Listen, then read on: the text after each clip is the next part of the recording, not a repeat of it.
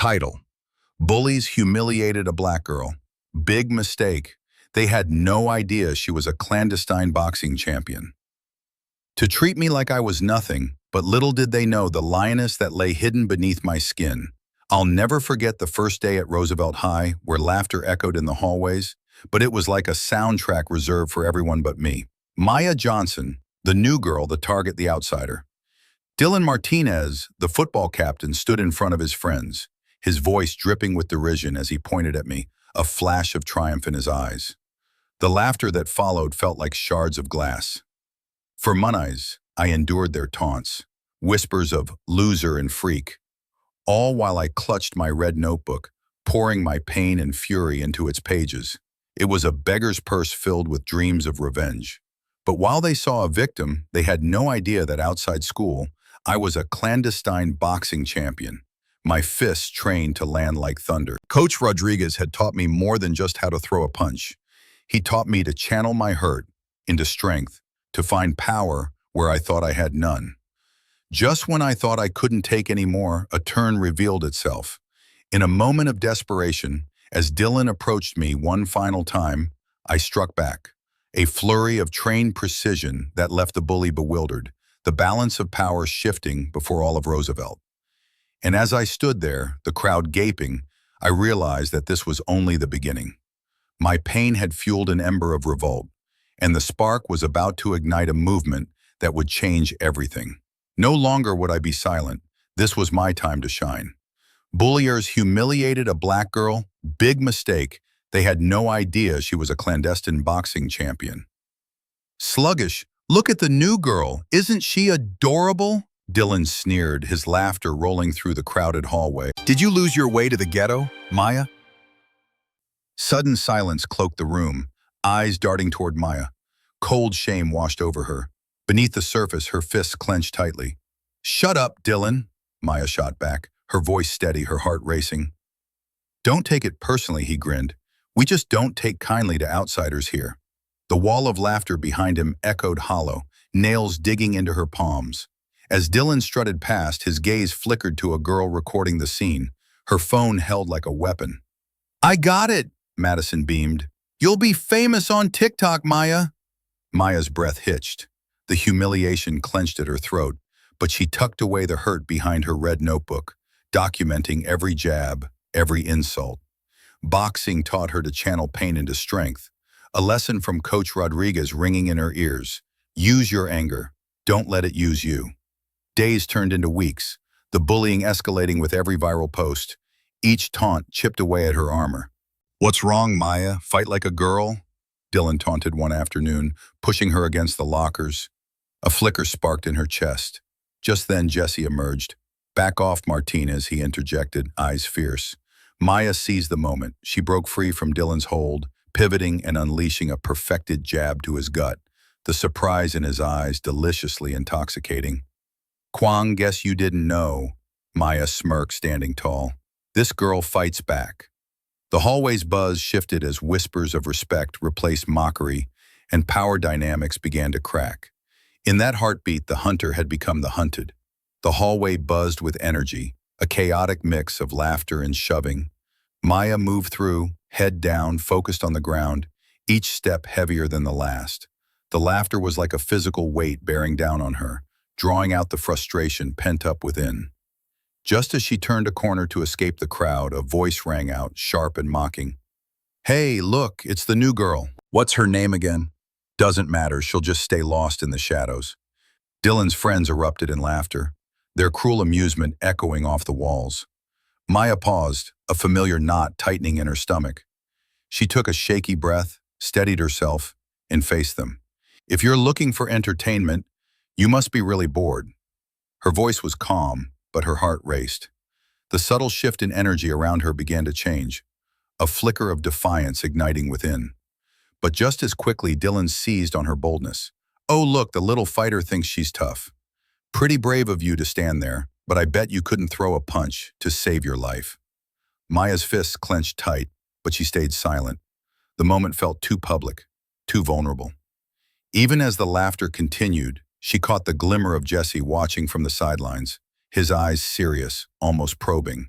They seemed to understand something deeper, and in that split second, she sensed the shift. Her heart thrummed with the realization, no more quiet suffering. She had endured this long enough. That night, her red notebook lay open, filled with notes and the hurtful words etched across her thoughts. This time, it wasn't just another page, it was a plan. A whisper of resolve settled in. Today was the last straw. Tomorrow, things would be different. That night wasn't just another page.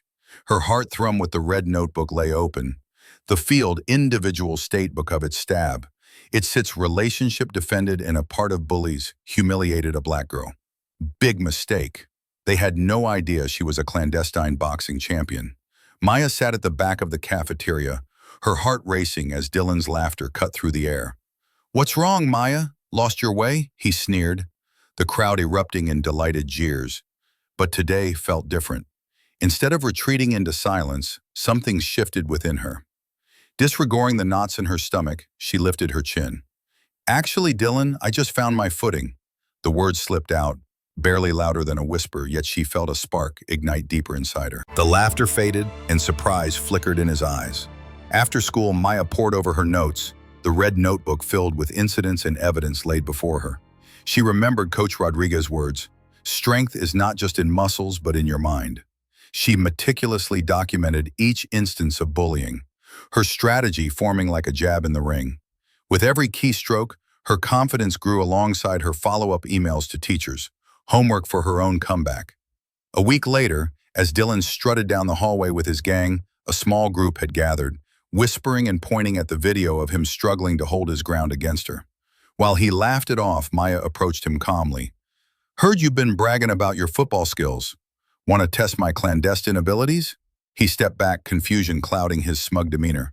For the first time, the power dynamic shifted. The crowd was watching. "Fighting doesn't make you tough, Maya," he retorted, though his voice wavered. "Maybe," she smiled, "but standing up does." The murmurs of agreement spread through the crowd like wildfire, signaling a shift in the air. Maya's moments of clarity propelled her forward. Small victories, like this confrontation, were just the beginning. Maya stood at the front of Roosevelt High's auditorium, heart racing, but felt oddly calm. The seats were packed with students, and off to the side, Dylan Martinez fidgeted, his swagger faltering under the scrutiny of the crowd who'd once cheered his every taunt. She clicked the projector on, illuminating the screen with images of his bullying, the video Madison had posted, sarcastic remarks, and the hurtful comments littering social media. "This is the truth," she began, her voice steady. "The truth about fear that breeds cowardice." Against the backdrop of their laughter, those mocking, condescending echoes, Maya glanced up at Dylan. He was no longer the unassailable king.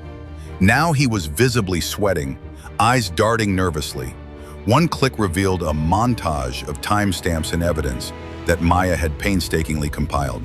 The gasps from the crowd rippled through the auditorium as they recognized their complicity in Dylan's cruelty. Each frame amplified her silent triumph. With every detail she unveiled, Dylan's bravado unraveled further. "Perhaps you think it's just a joke," she continued, "but bullying is never funny." The intensity of her gaze locked onto his as students began to murmur their agreement. Some whispered her name, a whispered incantation for strength, while others turned to look at Dylan, who faltered more with each passage. His friends shifted awkwardly, glancing at one another, their confidence cracking. Maya then reached into her bag, pulling out her gloves. Symbols of her strength rather than instruments of revenge. "These help me become who I am, a fighter not just in the ring but in life." The palpable tension echoed her triumph over the past year of torment, glimmers of pride shining through the crowd like a beacon. As she stepped down from the stage, applause erupted, soft but persistent. Dylan stood isolated, embarrassment drowning his bravado as students turned their backs on him. The satisfaction in the room was electric, a collective recognition of his cowardice, the silent vindication building in waves. Maya felt the weight of her journey dissolve in the warmth of their empathy.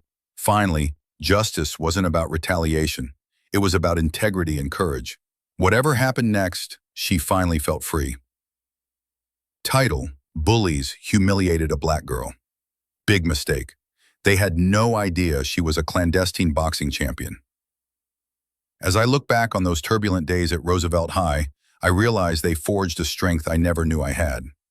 Maya Johnson was barely a flicker of confidence when I first stepped into that unforgiving hall. The ridicule from Dylan and his crew stung deep, making me question my worth. But with each taunt and viral post, I transformed that pain into fuel. Boxing taught me more than just how to throw a punch. It equipped me with resilience, the grit to rise from the ashes of humiliation. When I finally stood up to Dylan, my fist not just a testament of strength, but an emblem of my journey, I felt the power shift. I wasn't just a bystander. I became an advocate, inspiring change and solidarity among my peers. But as proud as I am of the strides I've made, I still wonder about those moments of darkness. Did I take it too far by turning the tables on my bullies? What would you have done in my shoes? Have you ever faced someone like that? Share your stories. Weigh in on your thoughts about justice and resilience. Let's keep the conversation going.